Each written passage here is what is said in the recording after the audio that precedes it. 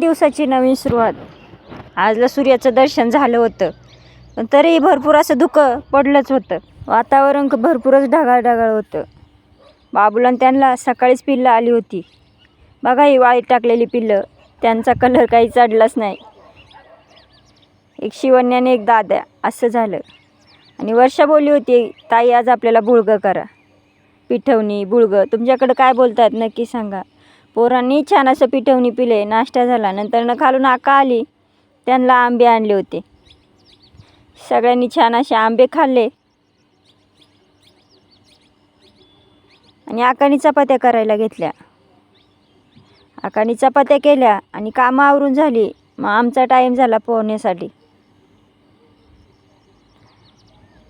सगळ्यांनी धपाधप उड्या मारल्या. म्हटलं आजही मला डबडं लावून पोहायचं. मीही गेले पोहायला.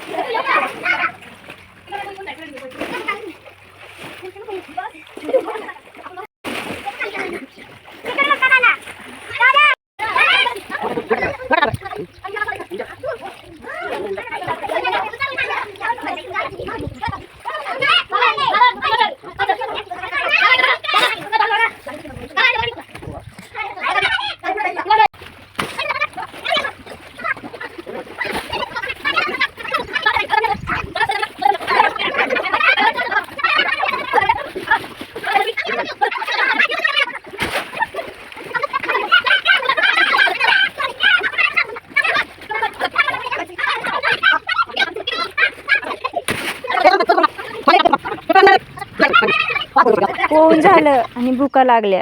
छान अशी गवारीची भाजी केली होती, चपात्या केल्या होत्या, भात केला होता आणि रात्रीची डाळही होती. म्हटलं थोडेसे भजी काढू. मग छान असे बटाट्याचे भजी केले, जेवण केलं, थोडा वेळ आराम केला. मग बाबू निघाला आम्हाला सोडायला. आम्ही गाडीवरती आमच्या घरी आलो.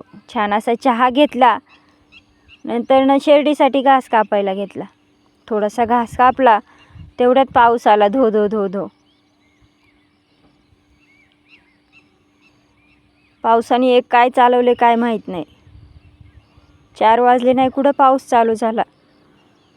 बघता बघता एवढा पाऊस झाला की सगळे सारेच भरून गेले. पाऊस झाल्यावरती पोरांना खूप आनंद होतो. थंड वातावरण होतं ना.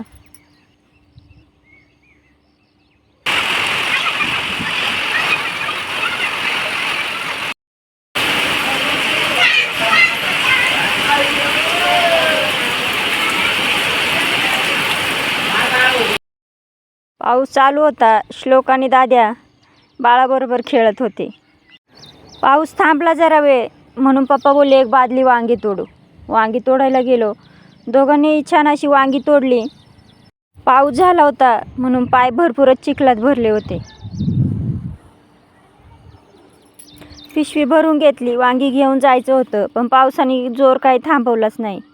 पाऊस पण कसा आहे ना, पाऊस झालाय उन्हाळा असताना आणि लाईट जाती काही कारण नसताना.